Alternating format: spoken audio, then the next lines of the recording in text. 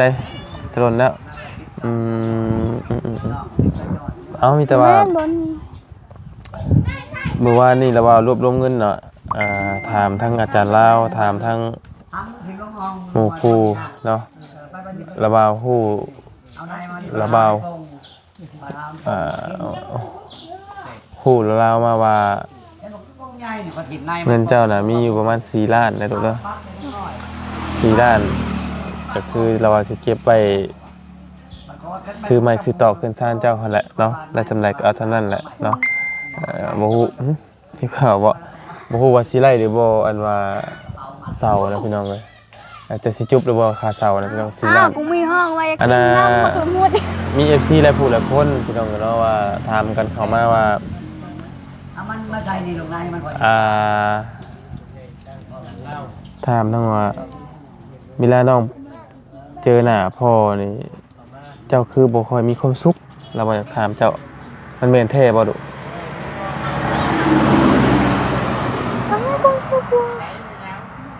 คือเพิ่นแบบคือว่าหน้าบูดนะดุมันเป็นได้ใดอันความหมายเจ้าเราเคยตีเจ้าบ่หรือว่าในใดหรือว่าในใด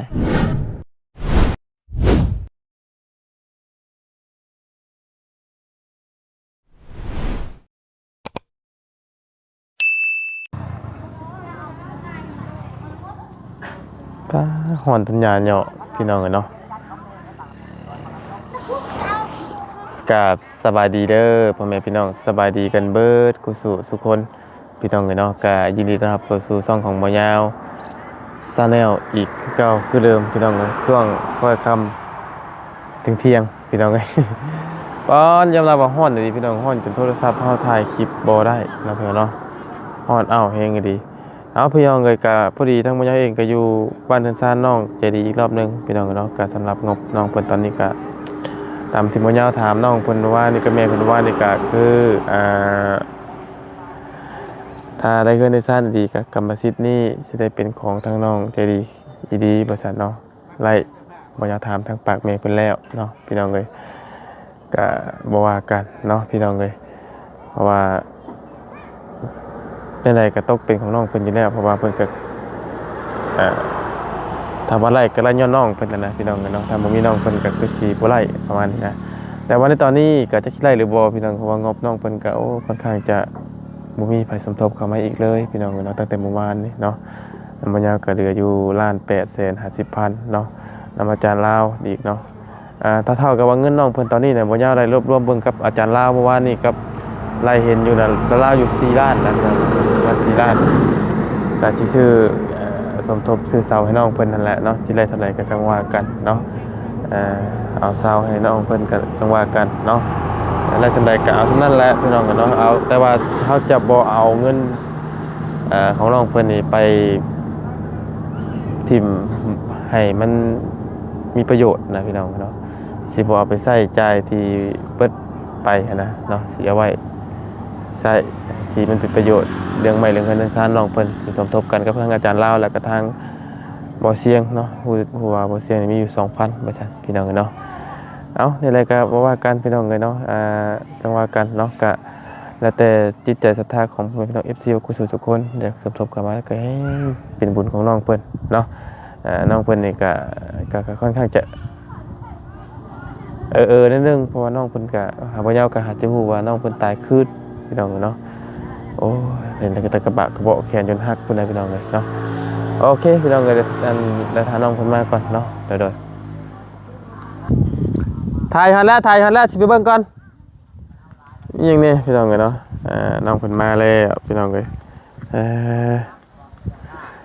สบายดีสบายดีเด้อไปเพิ่นขายยังซาเวียดมาขายยังไปเบิ่งดูก็บ่ฮู้คือกันสบายดีเด้อโอ้ไปไปเบิ่งหมดก่อนอยากจะได้หมักน้ำมดนี่ขายยังเบิ่งแน่เบิ่งก่อนห่อนเลยพี่น้องเนาะ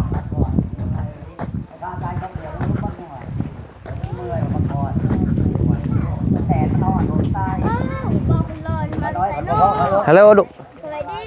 ไปดี สวัสดีโอ้ปลูกเองบ่ มีไปซื้อของเขาทำมาขายต่อ โอ้ไปรับซื้อของเขามาขายต่อโอ้ขายโลเท่าไหร่ โลสาวคัน โล20,000น้ำไม้ก็มีน้ำไม้ขายเท่าไหร่ ทงละ30 อันนี้บ่30ป่ะ แม่น โอ้พอซื้อบ่นี่ดุพอซื้ออยู่บ่ลายอยู่บ่ รายละ30โลจะบ่รายละ3,000แล้วมันเดียวขาย น้ำไม้ยังน้ำไม้ไผ่ ไข่ปลา อันนี้ก็รับชื่อเขามาให้กันบ่น้ำไม้พี่น้องกันเนาะโอ้เอามังมุดโลนึง ว่าอยากเบิ่งจริงเหรอ ใครก็ได้ซิงแล้วเนาะ ไหน ตัวนี้ทุ่งเท่าไหร่น้ำไม้ ตะลอกอื่นหรือเปล่าเอาตัวอย่างถ้าสิเด้ มันคือน้อยแท้ เอา2โลค่ะเมื่อกี้นี่บ่ตุ้ จอมโตของแก มากระจอบเป็นเลย มาที่สองโตนึงเลยทิศโตบอกไก่แก่ไก่เตี้ยนั่นไก่ลูกไก่เตี้ยนี่เก้าโตเรา4โตมาก้อนเฮ็ดมื้อนาก้อนเฮ็ดข้อไม้ครับ เดือนละ20,000พี่น้องกันเนาะดุมันดีเจ้าเนาะไปเลยตลอดโอ้ช่างเบิ่งช่างเบิ่งเบิ่งน้ำนี่เบิ่งน้ำนี่ครับยังไงเอาอีก40,000เอาอีกเท่านึงเจ้ากินอยู่ป่ะกินป่ะกินป่ะโอ้ มื้อแรกได้เอาสิบางเนี่ยแล้วก็ อีก2 มัก แถมนั่นเห็นไหมแถมเนาะโอเคจับลูกจับ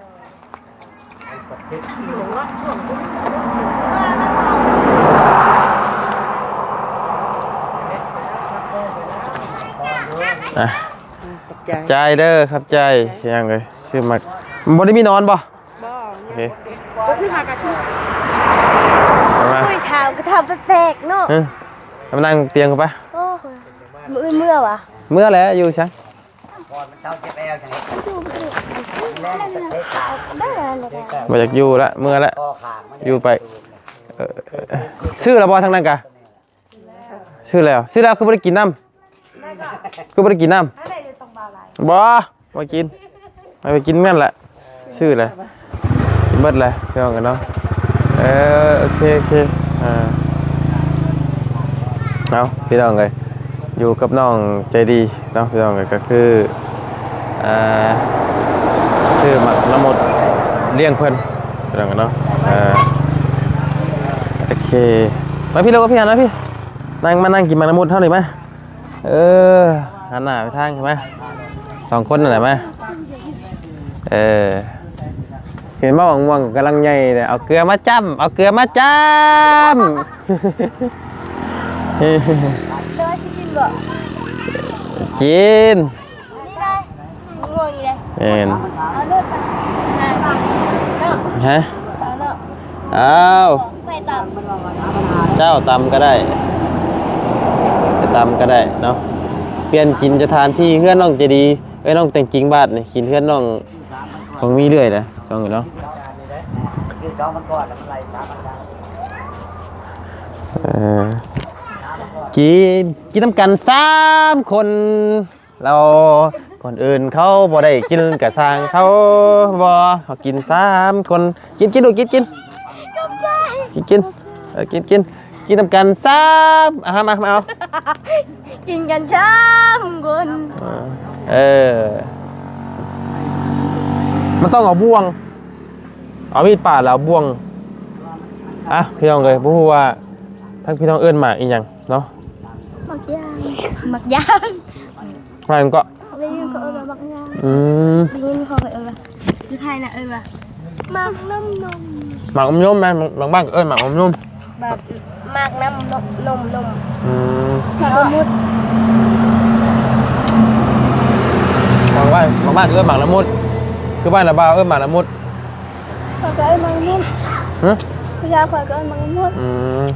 หลังบ้านเอิ้นหมักยางมีอยู่3 มีอยู่สี่ มาไง อ้าวมันนี่เนี่ยสี่สามแล้วสามราคาเนี่ยไม่ได้ป้าเช่า เมื่อกี้วันว่าหลายๆเมื่อกี้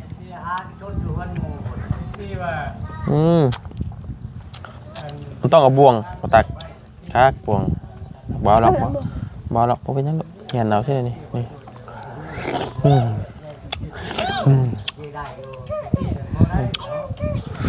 นี่ยากป่ะมาเอามาเอา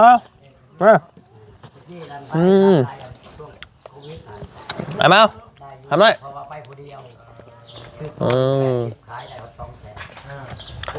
กินน้ำกัน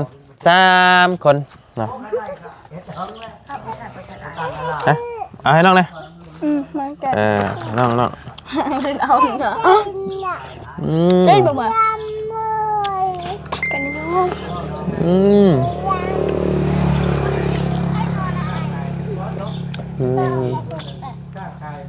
ไปเหรอไปเหรอมา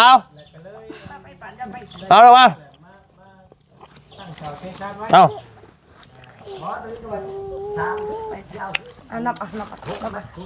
เอาไปให้หมอน้อยนั่นเลยให้หมอน้อยอันนี้ไปให้หมอน้อยเลยลูกอันป่วยผู้หญิงอ่ะของมันราคาของท่านมันเอาอะไรราคาเก่าเนี่ย ไปก่อนมาละกินบางหมดเด้อมาเด้อมาหมดแม่หมดแม่หมดแดง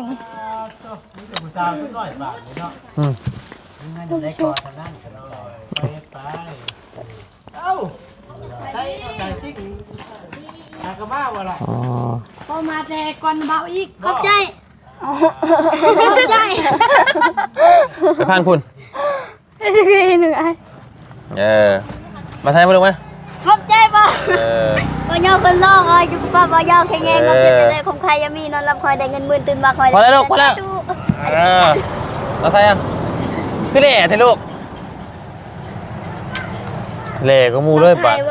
เจ้ามักเว้าเราเนี่ยเราบ่ม่วน ก็เราเล่แหล่ก็ยังเล่เราก็งาม เอากินนะกินน้ำกัน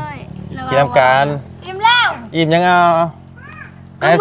คลั่มไม่รู้เลยมันคลั่มเลย ฮะเกิ้งมาเอามันคลั่มเลยใช่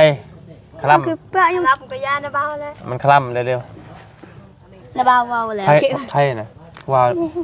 ต้องใช่ว่าทรงอี ว้าวมาเรียกผู้บ่าวต้องใช่ผู้บ่าวค่อยบูจักคือต้องใช่มวยหันมันบวชุกใช่ไหมเลย มันคือบ่หวานมันคือหวานเนาะบ่แซ่บเนาะแม่มันคือบ่คืออ้ามันหอมมันเทื่อน้องหวานเป็นอย่างยานใหญ่อะไรต้องใช่ว่าประมาณเอ้ามันต้องไม่ใช่หรอก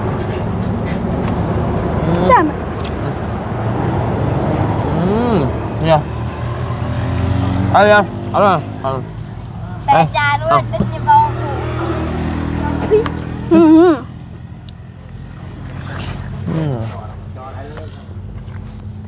คอยยังไม่ทันกินข้าวคอยหิวข้าวท้องคอยหิวโอ้ยอยากไปจานเสียล่ะหิวกันก่อนไปกินข้าวบ้างชิกินแล้วบ่เขากินนะย่เพื่อนไปเท่าไหร่เนี่ยกินนี่ถอยแล้วไปหาเพื่อนไปหาเลยเนาะลูกเอิญมาตูมาเรามาเป็นแบบเรามาแบบคนเยอะเรามาแล้วเรามาจะบ้างช่วยล่างก่อนนะไปล่างมาใหม่เด้อเดี๋ยวระบาดของคุยก็ต้องจะดีกันเลยสองคนให้เลือกให้มาใช่หรอ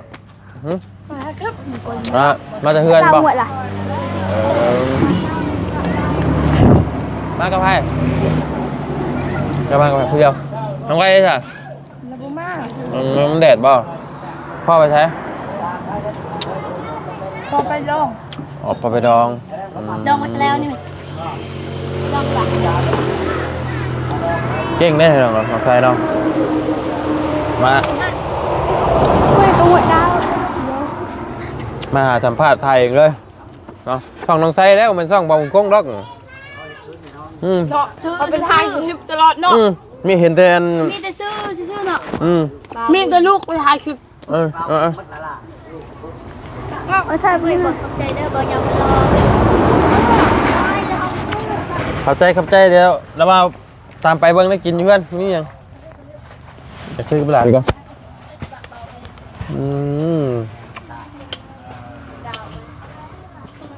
เปื่อนเนาะเขาเล่นของเย็นอยู่บ่ ตอนแรกนะ มันไปกับบ่คือหยุดเตื่อยเลยลูก ตอนแรกนะโอ้ยการลืม ได้ เลี้ยงเมื่อกี้ตัวเรียนเนาะตอนแรกเขาไม่ได้เรียน เล่นในบริเฮียน ไม่ได้เรียนแล้วค่ะไม่ได้เรียน เพิ่นติดลองอีกแล้ว ทำคงกินมาตั้งโรงเรียนแม่กิน จนเขาไปจดใบประวัติยันมืออื่นกับเขาเรียนแต่เช้าเลย เบิ่นนี่มันไปชั้นแต่เช้าเนาะเอาพี่น้องไงแม่นบ่อื่นไป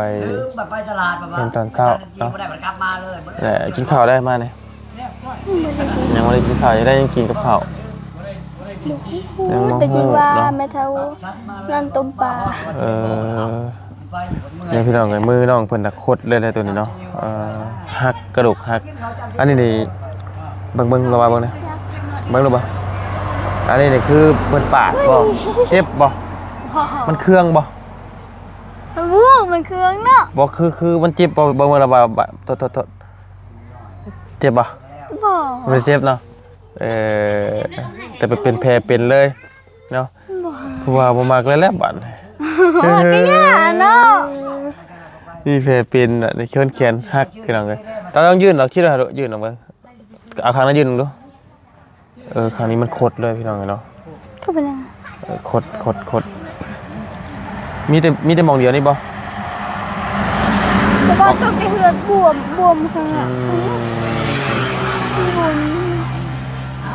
นิ้วมือเป็นจังได๋คืองอแท้ ใช่ คือมีแต่แผลได้พี่น้องเอ้ยทางน้องกัน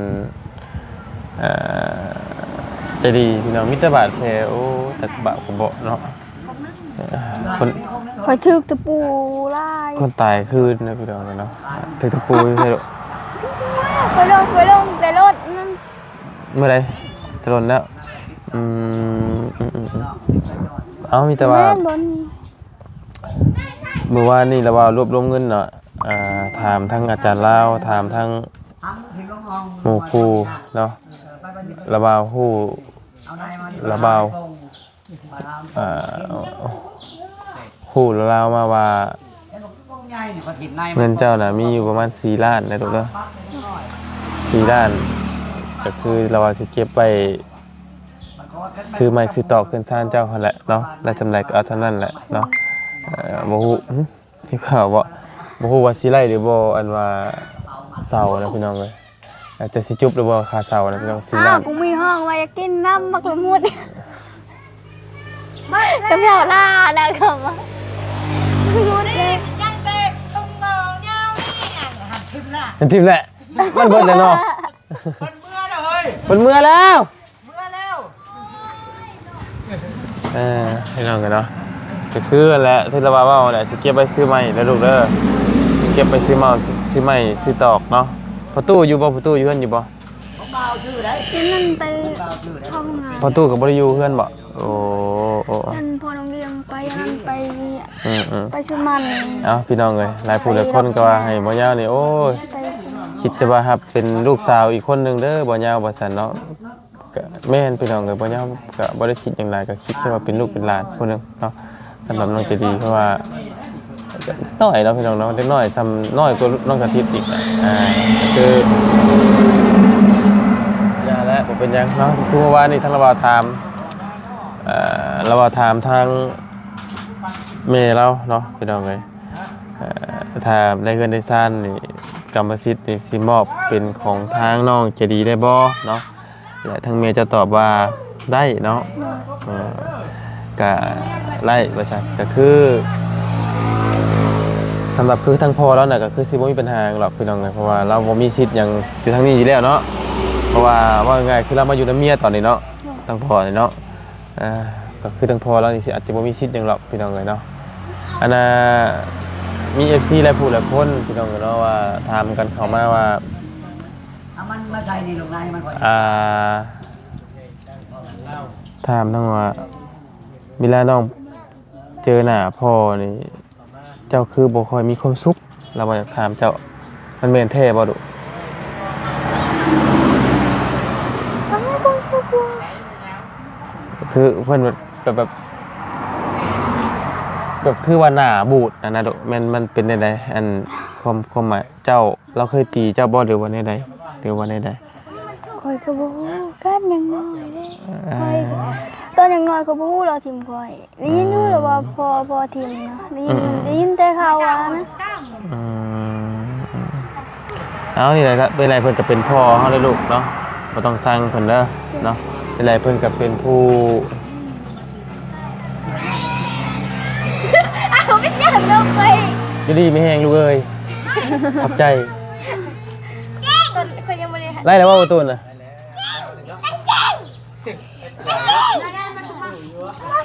ขอบใจครับจ้า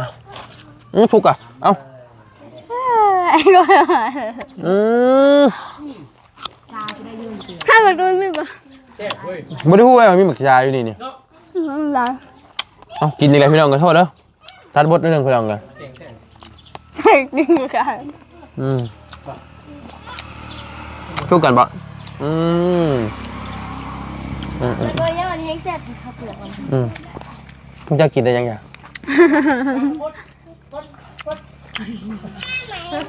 ปัดไปเลยบ่ออกแล้วก็นำมากินบ่แม่ร้านดูนะ แม่ลูกหลานตัวลายพดเจ้ากันชื่อป่ะเจ้ากันชื่อกันป่ะ ก็ชื่อของโลก เอากระชองกันกินนี่ทางนั้นมาญาติอีกวะนี่คุยกันทางคุยไปนี่ว้ายนี่กัน อ้าวกินทั้งหน่วยเลย เราหยอกคือกระบาช่วยกินละเห็นมาดิฮอนไหน แล้วบ้าผู้บอกเขากินจากหน่วย ต้องไง ชาม ถ้าเราก็ชามบ่ คอยพูดนะคอยลองดูกัน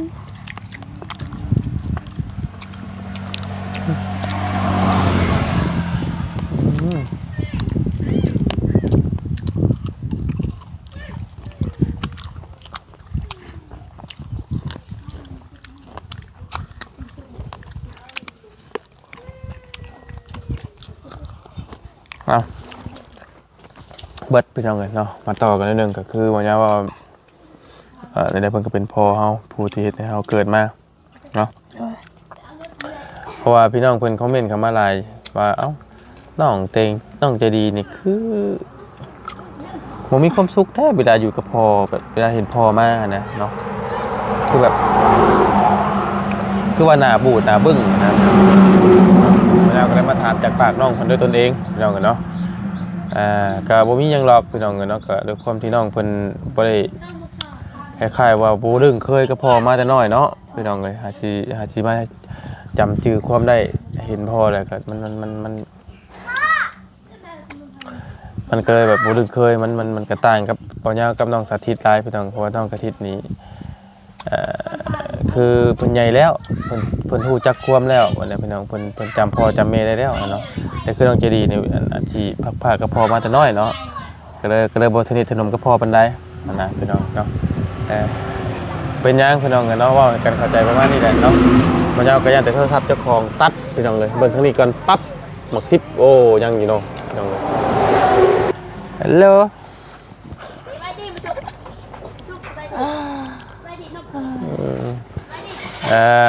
ลองกันเนาะลองกล้องหน้าเลยเนาะเอามีแต่นั้นแล้วทางเราบอกก็จะได้ขอจบคลิปปิดคลิปลงก่อนพี่น้องเลยเนาะต้องขอบคุณทั้งเพื่อนทั้ง FC บักกุศลทุกคนนั่นแหละพี่น้องเลยเนาะก็คืออะไรโดยว่าทางเขาบอได้พิษกันเดี๋ยวนี้บอได้พิษยังแต่ฮักคือเขา พ่อบ่ได้พิษอย่างกันเนาะดูเนาะเพราะว่า พิ่นคอมเมนต์มาหลายอยู่ว่าระบบยาวลงคลิปลงเมื่อวานนี่พี่น้องว่ามันเป็นอย่างน้อทางอันน้องจะดีคือหน้าบูดแท้บัดซั่นเวลาอยู่กับพ่อประมาณนี้นะพี่น้องแต่บ่อยากจะมาถามน้องเพิ่นด้วยตนเองเนาะก็คือบ่มีหยังเด้อพี่น้องเด้อก็คือเดี๋ยวก่อนพี่น้องเพิ่นบ่เคยเรื่องเคยพบกับพ่อมาแต่น้อยพี่น้องเนาะกับบ่ที่น้องเพิ่นแต่คือเปรียบเทียบแต่คือทั้งบ่ยาวกับทั้งลูกบ่ยาวนี่มันต่างกันเนาะพี่น้องเพราะว่าบ่ยาวแยกทางกับสาวทองนี่คือทั้งน้องสาธิตเป็นค่อนข้างจะใหญ่เติบโตแหละก็ฮู้จักความแล้วเนาะมันต่างกันมุ้ยอย่างไรนะพี่น้องเด้อสำหรับคลิปนี้ก็พอดีมีเมียงวันเมียงวีมาตอมวีอยู่พี่น้องบ่ยาวก็จะได้จบคลิปปิดคลิปก่อนพี่น้องเนาะชมเมียงวันมาตอมอยู่พี่น้องมันก็เลยบ่มีสมาธิเฮ็ดคลิปปานใดพี่น้องมันตอมหูตอมตาอยู่เนาะอยู่ดีมีแห้งบ่กุศลทุกคนพี่น้องเอ้ยความเจ็บบ่ให้ได้ความไข้บ่ให้มีเด้อพี่น้องเนาะอยู่ดีมีแห้งขอให้สุขภาพร่างกายแข็งแรงนอนรับก็ขอได้เงินหมื่นนอนตื่นก็ขอได้เงินแสนเด้อแบนมือมาให้ได้แก้วมณีโศกโทษให้ได้มาเบียดได้ขี้เดียดจังได๋จะได้มาพานได้พี่น้องเด้อเนาะสำหรับคลิปนี้ถ้าผิดพลาดประการใดทั้งหมดเองก็ต้องกราบขอโทษและขออภัยพ่อแม่พี่น้องเบิดกุศลทุกคนให้ร่ำให้รวยเดินทางไปใส่มาใส่ให้ตลอดปลอดภัยสงกรานต์ใกล้จะเข้ามาฮอดแล้วเนาะปีใหม่ที่เข้ามาฮอดแล้วก็